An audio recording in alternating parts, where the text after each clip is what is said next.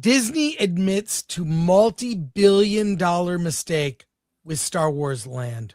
Well, it's so funny, even in that, like, people like call it Star Wars Land. No one calls it Galaxy's Edge, which is what the correct name of the land is. This is from Outkick. I know you have the article, Alan.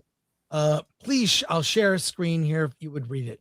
All right. The Walt Disney Company poured billions into the Star Wars Galaxy Edge, building the experience around the sequel-era planet Batuu rather than the classic locations fans grew up with. This direction stemmed from guidance by Kathleen Kennedy and was backed by Bob Iger, who believed future audiences would connect more with the newer characters like Rey and Kylo than with the legacy figures. That bet is now being framed as a misstep. The newer trilogy didn't maintain the same cultural staying power, and Galaxy's Edge struggled to generate the kind of long-term engagement Disney had hoped for. What was meant to feel like a lively, evolving corner of the Star Wars universe instead landed in a strange limbo, tethered to characters and stories that didn't resonate as deeply as with audiences.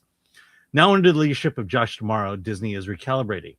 The park is beginning to incorporate original trilogy icons like Luke Skywalker, Han Solo, and Princess Leia, along with the unmistakable music of John Williams.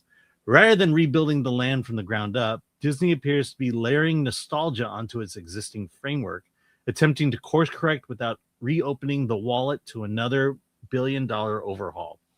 The shift reads less like a bold new chapter and more like a quiet admission. The original vision missed its target, and now the company is trying to bring the magic back by returning to the characters that made it iconic in the first place. I mean, you've all seen on social media and I don't blame these actors. You know, they're told to wear very specific costumes, which appear to be slightly off model. In a way, they're not completely accurate. Mm-hmm. I've seen cosplayers at conventions dressed more accurately and better than the costumes they have currently at Galaxy's Edge. It's I mean, we saw Leia here. I think there's a video of it we can watch. Yeah. I think part of it is, you know, correct me if I'm wrong. Okay. You know, correct me if I'm wrong, but if you've done face characters at Disney, you don't exactly get paid for the time it takes to dress up in the costume, or at least they want to get you out there as soon as possible. So they have to create outfits that can be put on quickly, as opposed to the amount of time that cosplayers go through putting. Well, that costume, that costume of Leia is actually from the expanded universe, so it's not really. It was never on screen in anything Star Wars. Yeah. Well, the Chewie is the same reason. You know, you got to get that Chewie costume on fast.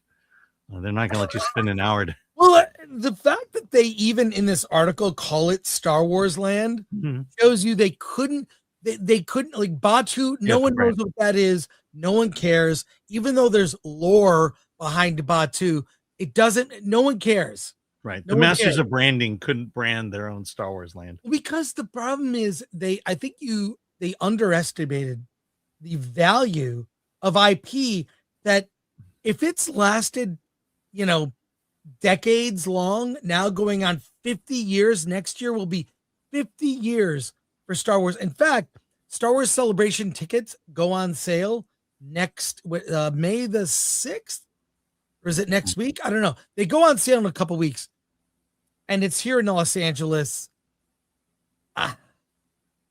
Yeah, I stopped going. I might go to this one just because it's local. If I can't get a press pass, I'm not going.